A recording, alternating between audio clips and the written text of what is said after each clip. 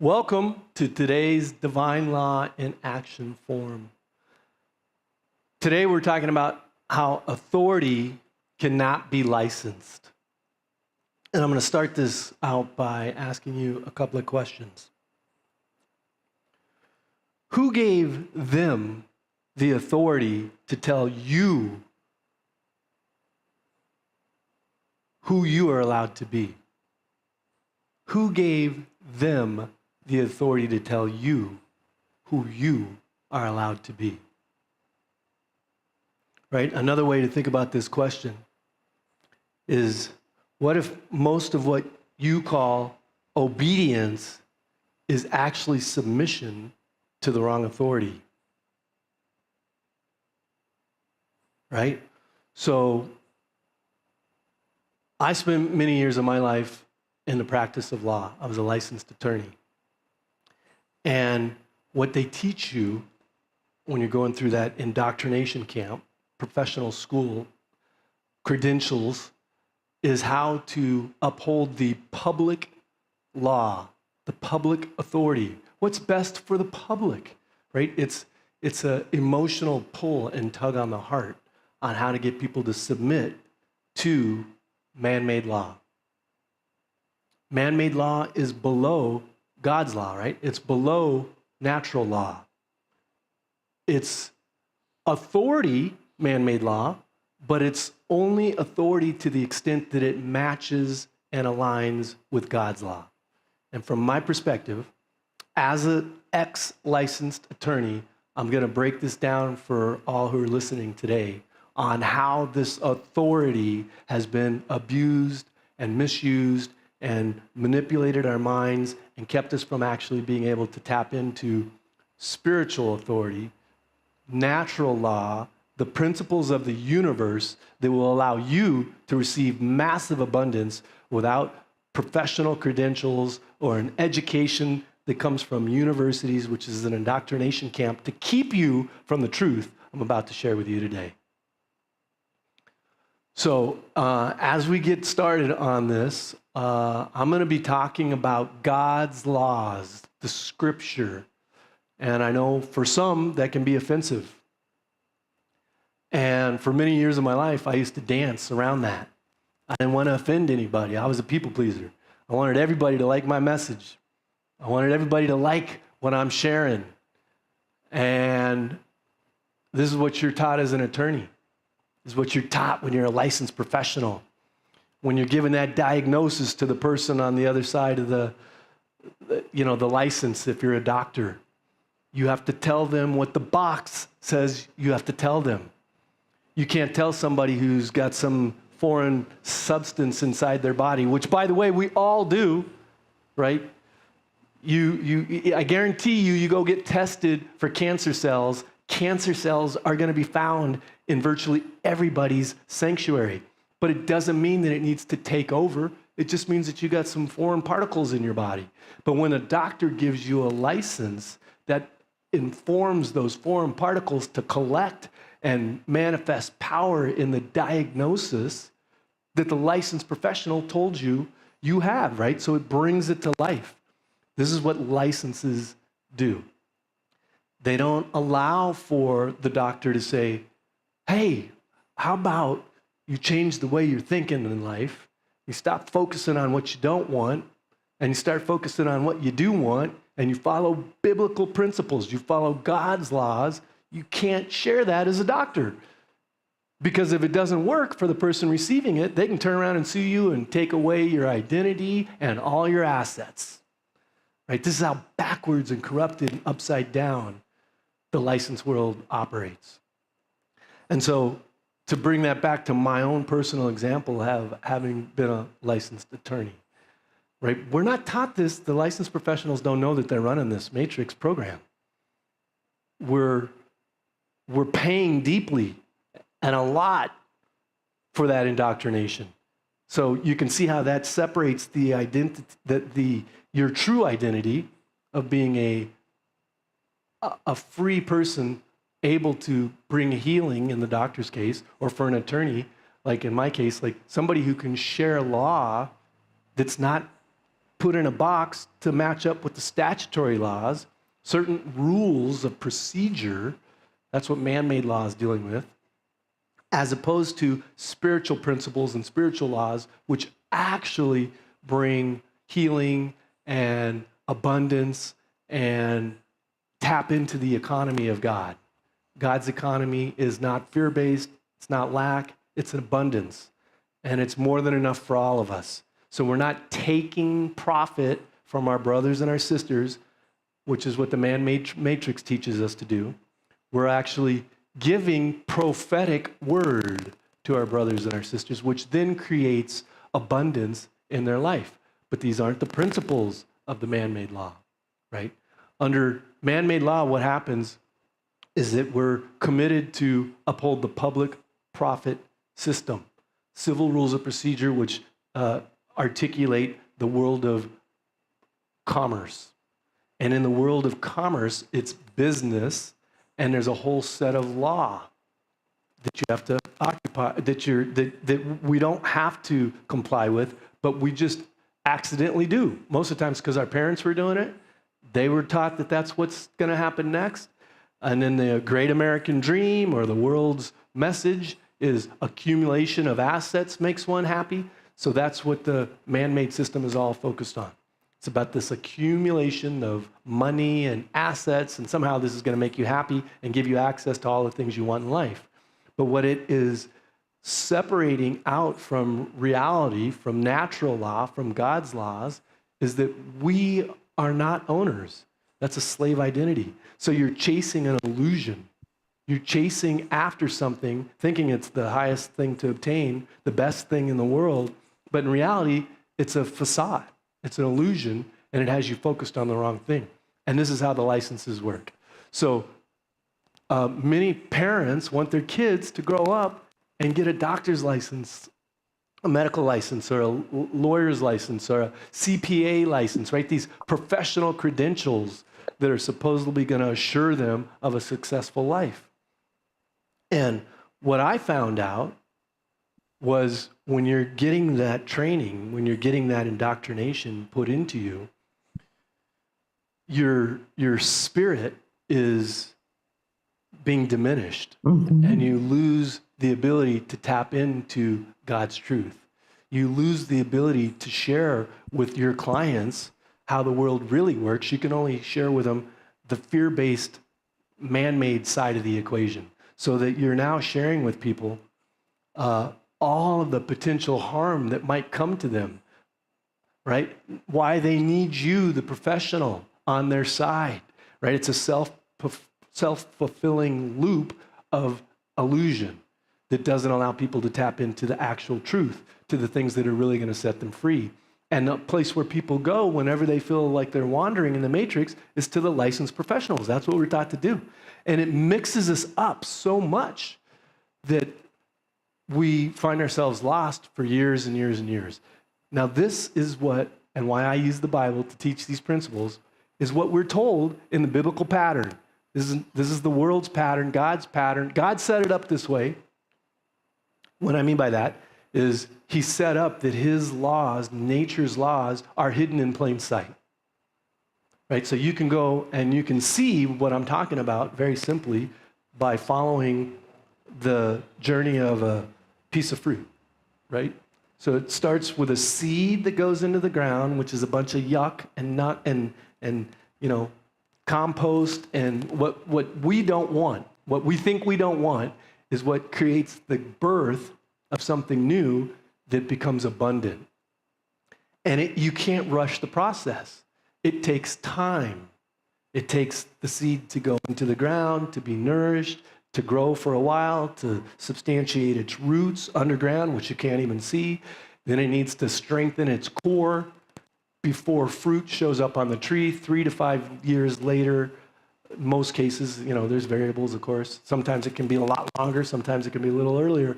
But the point is, that's a natural principle that God has shown us in the way he creates. We are his creation, we're made in his image, and we create the same way. So you can't understand something today and think that tomorrow you got it all figured out and you're able to produce the fruit. It just doesn't work that way. So that's why this divine law in action form is calling the children of God who start to understand the seeds that have been planted in you, which is God's truth, need to nurture and mature that seed, let it grow and expand, and it's guaranteed to produce fruit in the future, abundant fruit, right? So this is the journey that we're on if we are following the principles of the Father, the principles of God, natural law, and not the man-made legal system, right? So they try and teach us this. They mimic the principles of God in the man-made system, and they'll tell you some of these principles as a business. You know, when I was getting my indoctrination from the university, I went to Northern Arizona University in Arizona, and I got a degree in business. And I took classes on entrepreneurship and marketing and things like this, right? And they will point to these principles because we know that they exist and that they work, but they don't give credit to they don't give credit where credit is due. And they cover it up with where they take you next, which is to the licensed professional. And they indoctrinate the licensed professional to teach these principles are limited in their scope and that you can't actually achieve them without using your professional, having a CPA who helps you stay connected to your slave identity through your social security number or your EIN number and register your activity, your business, your organization into the system. The attorneys are doing the same thing, right? So all of these professionals will speak a little bit about the truth, but then they pepper it with lies and illusions without knowing that we're doing it, because that's the training that we were given.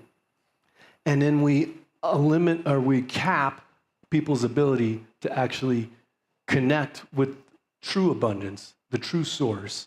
And then so many businesses, so many people are wandering around trying to figure out why, this great American dream doesn't seem to be working for them. And it's because it's all an illusion. And then we're using licensed professionals who keep you small, keep you from actual true freedom or healing or whatever the case may be. The exact opposite of what you go to your licensed professional for is what they're indoctrinating and quietly putting on top of us, and we don't know it.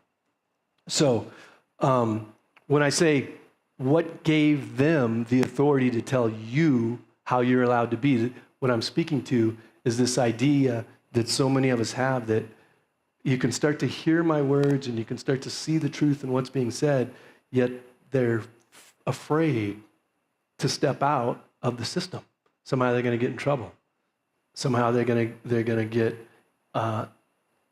their name's going to be smeared. Their credit's going to be wiped out. Right? These are the fears that the man-made system puts on top of you. So I've been studying the book of Mark the last few weeks, and I'm going to use this as my proof text for what I'm talking about today, right? These aren't just my ideas. They come from my practical experience, having practiced law and watching what I did, advising people to use statutory organizations like limited liability companies or 501c3s. Let me just break that down for a quick second, right? So a lot of people will say, all right, well, a 501c3, which is the organization that the Matrix calls is a philanthropic organization. It's a non-profit organization, right? So there's that little bit of truth. In other words, if you're philanthropic, you're not trying to make a profit off the people you're serving. You're trying to give them profit. You're trying to give them something. And so the idea behind the organization is it's not making money. It's actually putting money into the system. This is what the 501c3 code is supposed to demonstrate. However, let me demonstrate why that's a trick. Because a 501c3 still is asking permission from Pharaoh, permission from the government for its identity. It's still required to file a tax return. Even though they say you don't have to pay taxes, they're still monitoring all the assets. You're still identifying and naming what you control inside of your 501c3 organization.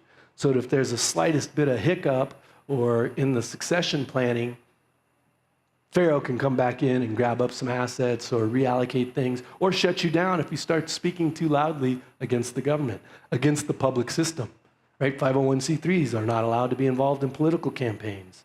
They're not allowed to lobby for what might be perceived as an offense against humankind. Can't do that as a 501c3.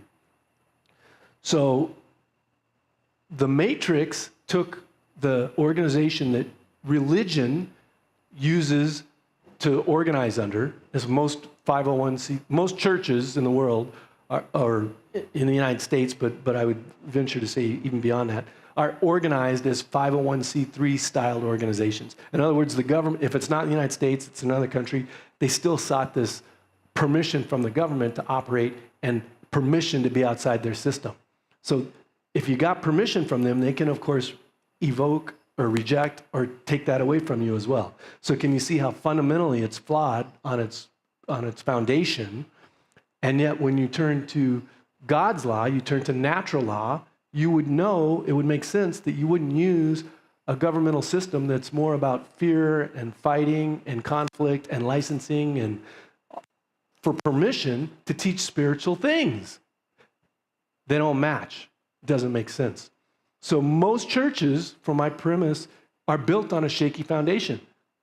God's not going to bless that. And this is what Yeshua came to teach us. And this is going to be the focus of the rest of this teaching, right? Where a lot of Christians, a lot of believers or people who are on the spiritual path will say, well, we need to bow down to man-made authority because that's what the scriptures teach. And the scriptures definitely say that we are to honor authority. Don't dispute that at all. Mark, by the way, the book of Mark, he teaches a lot about this. The authority that we are to bow down to is God's authority, not man-made authority. And they're often in conflict. And so the people who are teaching about bowing down to authority, like for instance, I got an email message not too long ago about somebody saying that what we teach under divine law and how we can teach that people can opt out of the tax system is not what Jesus taught about taxes. It's not what Yeshua taught. And then they'll quote parables like, well, Jesus said, give to God what is God, give to Caesar what is Caesar and God what is God. So that means that we're supposed to pay taxes. Well, no. If you go deeper and you study like in the book of Mark, it says plainly, Jesus only taught in the public circles in parables. Only taught in parables. And then later, he would go and reveal the truth to his disciples and his apostles, to those who really wanted the truth. Because in the public circles, you have a bunch of naysayers, you have a bunch of scribes and Pharisees and Sadducees and religious leaders of the day. Those are the people Jesus got in their face. And he said, you hypocrites, you do things in my Father's name, but you don't mean them. You stack laws on top of my Father's laws. You say that I shouldn't heal on the Sabbath. You're crazy in the mind. You're programmed. You're programmed. And you don't see it. And those are the only people that Yeshua had an issue with. He hung out with the tax collectors and the prostitutes and the robbers on the cross, telling them that they're saved, right? Like he hung out with the despicable people. He didn't come to hang out with the people who were educated and the doctors and the lawyers and the CPAs of the day who thought they were the bomb. He's like, no, those people don't see it. They can't understand that they need assistance. They're lost. And they're saying everyone else is lost and thinking that they're the way showers. It's so backwards and upside down, it's pathetic. As I've said many times before, that story about Moses leading the slaves, AKA employees, out from underneath the slave master, AKA the government or Pharaoh, right? That's not a story that was just told about 2,000 years ago. It's a living, breathing story of God's pattern that's happening right now. Right? So we are the slaves, or not me, but those that are still under this illusion that the government is for you and not against you. If you don't recognize that the government is your slave master, that you're given, a quarter of the year to half the year, of your life force energy into their matrix system by using their organizations, statutory entities, to try and seek a profit so that you can share a bunch of it with them so that they can keep their war machines rolling and their children indoctrination camps alive. See, if you haven't seen all that yet, I got nothing for you because you're just running a program, and I get it. Like people who can't, when you're in a program, you can't see that you're in the program until you somehow find a way out. And once you've done that, then that's when I'm like, I'm your man. I'm here. I'm here to coach and assist the children of God who've woken up from the program and they're crossing out of the River Jordan or the Dead Sea, out from underneath the grasp and control of Pharaoh.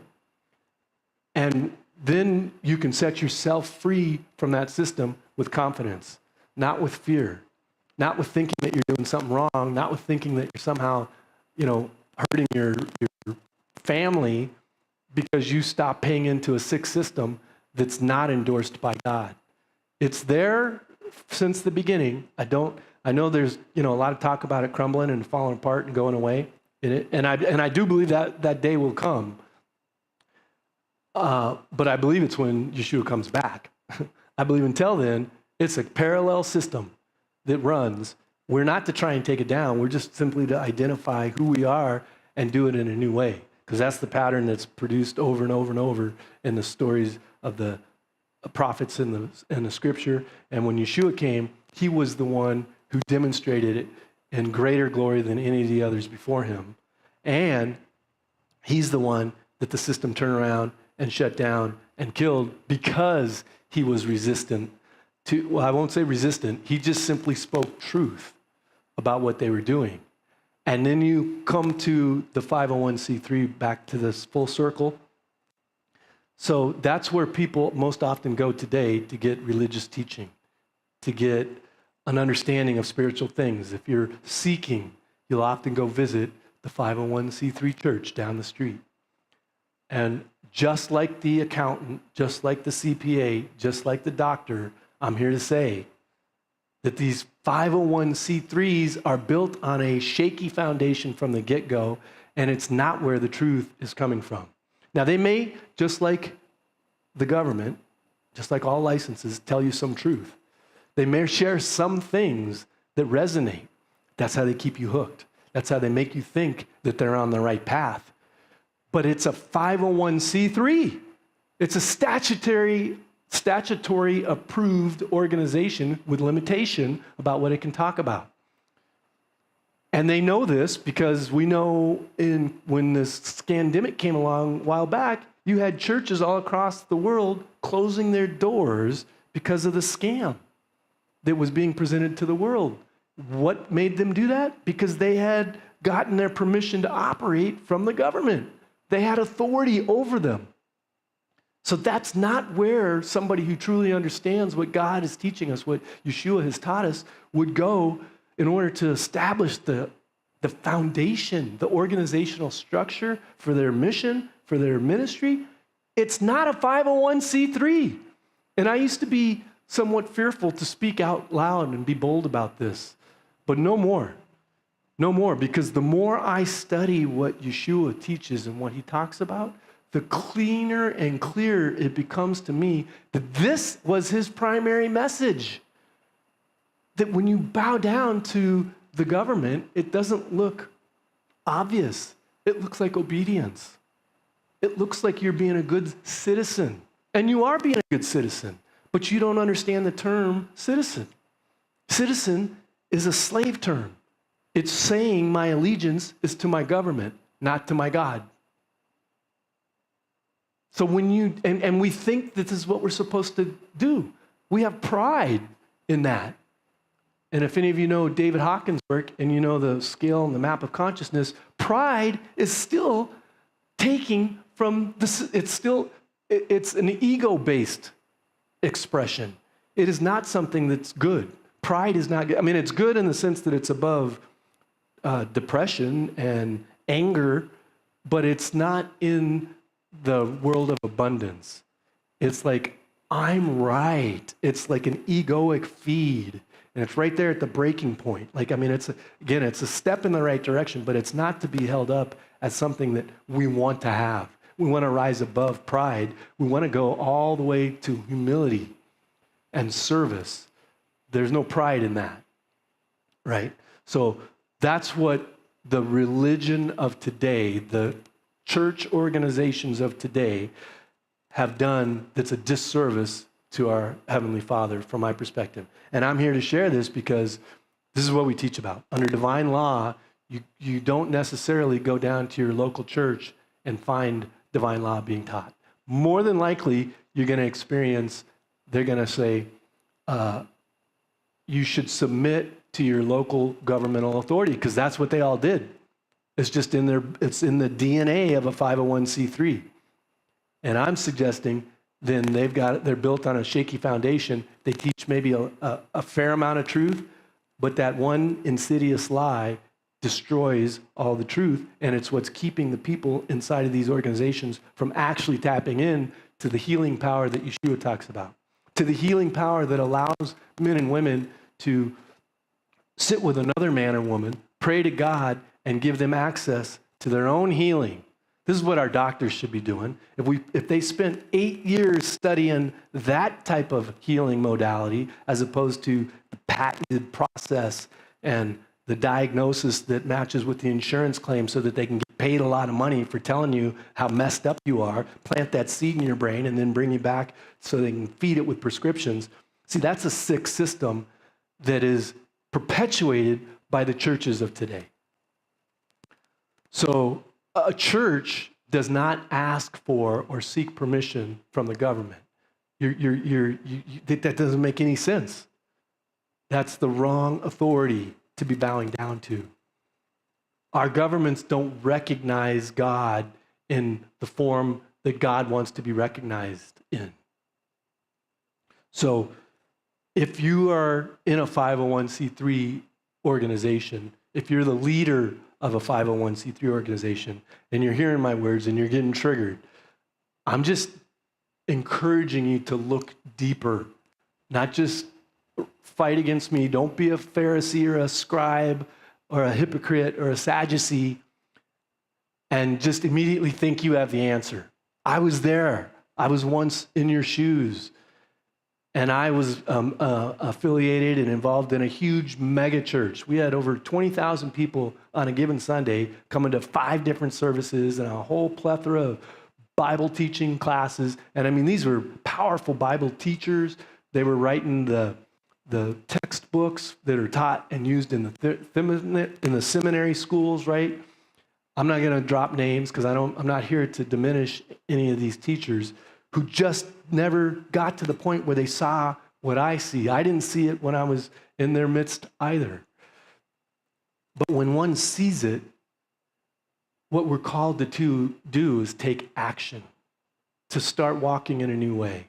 And hence, that's why this divine law in action form was birthed. Because we can see these things and understand them and then think, okay, seeing is enough. Seeing is complete. In reality, it's not. You have to start to change how you're living in order to receive your inheritance from your Heavenly Father. His word says that he's going to give to those that are faithful with a little. He's going to give even more. In Mark 4:24 says something like this, depending upon your translation. Listen to understand. The more you listen, the more you hear, the more understanding you will receive. So this is why Yeshua taught in parables to the general public. They could hear, but if they weren't truly listening, if they weren't trying to get the gold out of his teachings, it sounds like foolishness. And they would rally against him. And he'd be like, I'm not going to waste my time with the people who are programmed. And then he would move over to the side and he would go deeper and explain the parables, explain the natural law principles that he used to teach God's patterns, God's truth. in practice. Okay, so, all right, where do I want to go next? Oh, you know what? I'm gonna jump to this. I started to create a list of divine law proverbs to distinguish what I'm talking about, right? So in the Bible, there's a book of Proverbs written by what they say the wisest man ever on the earth, King Solomon, wrote a bunch of Proverbs. And they're just little snippets of God's truth packaged in word distinctions. And they're used, they're telling spiritual principles through permaculture practices or farming or nature, birds and bees stories and things like this, right? So here's a few of the principles that are Proverbs that I've created so far that match up with today's teaching. So,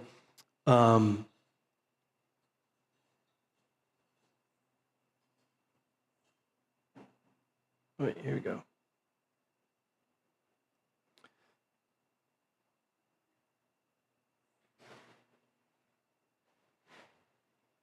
So, well, you know what? I'm gonna jump to my parable because I can't find my Proverbs. So the picture of this story told in a parable would be that a man stands at a gate, and the gate's unlocked. And behind him, what you can see are prisoners. In front of him is freedom. And all he has to do is walk out the gate. Now, he knows where to go and what to do. But unless he takes action, he's stuck. And it's even worse now because he's got true understanding, he's got wisdom, discernment, and knowledge that will set him free. But because he's so comfortable with his past, with being in this box, with being with these other people, doing the things that all the people are doing, a lot of people choose not to push the gate open and walk through. They don't know what's on the other side. They don't know how things are going to be. They got several meals a day in this slave camp behind them. They've got people that they've developed relationships with. They've got people that look up to them maybe, right? So this is the parable of explaining how a lot of people start to understand what I'm talking about, what I'm teaching about, but it doesn't matter if you don't actually set yourself free. If you don't start to take the steps to walk in a new way, to walk out the door of your own slave system. Again, you might not have known that you were a slave, but now if you see it, if you know it now, and you don't actually stop using the system the way the system has taught you it's designed to be, you're still a slave. You're like the children of Israel who wanted to go back to Pharaoh when Moses was trying to lead them to the promised land, right? They're scared because they're leaving their old way. That seems to be the nature of the human when he's not having his mind and his eyes fixed on the Father. We want to do it our own way, the way that we know, even if we know it's not the right way. This is the trap of the licensed professional. This is why the licensed professional is not able to assist people who want out of that system because they're so indoctrinated in it, their identity is wrapped up in it, their profession is wrapped up in it. They could potentially lose their license, which is their worldly identity, for starting to talk about the things I'm talking about. And so it's so much easier to just stay with the program and go the way of knowing as opposed to the way of the Spirit, which is the land of feeling. It's being in touch with God's Spirit and his natural permaculture, nature-driven principles. And so this brings life to the person who's stepping into divine law. I'm going to call it the rebirth, right? So there's this word picture that we've been taught in the scriptures about baptism. Baptism is a ceremonial event that many people take when they're in the middle of their transformation. They were a slave in the system. They were child to the dark side. In reality, they belong to God, but they don't know it yet. The baptism is that acknowledgement. Wow, I was living in a world that's not mine, and I didn't know it. I thought it was mine. And I now see that there's a whole nother world. There's a whole nother paradise that I can access, because if I claim to be the child of God and I take action, can't just claim it, can't just know it, but you take action. What is the action? It's a right alignment of your daily walk. It's to stop feeding the dark beast. It's to stop using statutory entities without consciousness. It's to stop going to the religious church who doesn't understand the principles that I'm talking about. The religious church that's still telling you that a good follower of God pays their taxes. That's not what Jesus said or did. And you don't play with their statutory entities to try and make profit off your brothers and your sisters. You reorganize your entire life so that you're now serving your brothers and your sisters. You're uplifting humanity. You're doing things that are benefiting the legacy of that God has entrusted you with, which is stewardship, not ownership, right? So we're all, as a slave in the system, we think we own things. As a child of God, we realize God is in control and owns everything, and we're just his hands and feet. We're just his stewards walking it out. We're here to serve not even ourselves, but the next generation. This is how the kingdom of heaven works. And so to have the knowledge and understanding of these things, but not take the action, is potentially worse than not having the knowledge. And so I'm here calling people into action, not just study. Don't just keep studying these things. And I appreciate everyone who keeps coming back and listening to me talk and listening to our teachings, and we're just going to keep doing that. And I'm calling forth those who are seeing the truth of what I'm sharing to just stop seeking more information and actually make a plan to start taking steps to set yourself free. Because until you do that, you're just going to be a slave stuck in the camp looking out the door to freedom, but you're not going to reach it.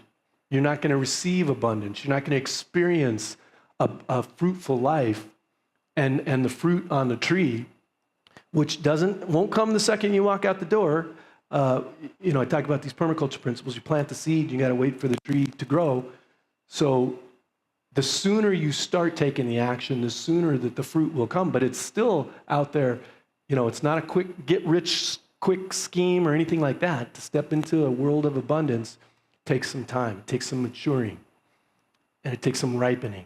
And so that's why I'm calling people into actually taking that next step. Okay, what is that next step? Someone might ask. I'm going to give some practical examples. You can go to divinelaw.com and you can get my book, right? It's where I lay out, again, very fundamental aspects of this. I lay out the Trinity model, which is how you can organize your life, rearrange assets so that you're not the owner, because that's a slave system that gives you liability and action. In reality, you want to be a steward, and you're going to put in order and alignment and repurpose assets that might be in your possession now, and you're going to steward them not for yourself, but for God and the next generation. There's your legacy plan. There's what the attorneys want to call your probate plan, right? Like all of that, again, the man-made law is mimicking God's law, but it's got hooks and traps and tricks in it. You don't get this information from your licensed professional. Stop asking your CPA about what I'm talking to you about. They're not going to give you good information. They're going to put the fear back in you, and they're going to keep you hooked into their system. So you have to take some self-responsibility, which is why you want to read the book. And then you can come join our masterclass. You can sign up for the next one. I don't know that the dates are picked there yet, but we're going to go into this much deeper in the masterclass, right? In this public forum teaching, which I model after Yeshua, I'm not going to go into the deep details about how powerful and how you execute reclassification of assets into stewardship of God's resources. These are, in the words of Yeshua, that would be like, I'm going to talk in parables and examples. I'm talking about the Trinity model, talking about private 508 church organizations and PMAs and trusts. I can say that openly in the public realm because they think that they know what I'm talking about. You know, the scribes and the Pharisees, or the lawyers and the CPAs and the politicians all think they know what a trust is, but they don't know about the trust I'm talking about. Not many of them anyway. And nor do they understand a private member association in the same way that I speak about it. They think of it as a 501c3, like your homeowners association, right? That's the type of association they're familiar with. And they certainly don't understand what a private ecclesiastical trust is. And there's no magic to my words, ecclesiastical trust. I'm just using the reference. It's non-statutory. It's a trust that honors God, spiritual laws, natural law, not man-made law.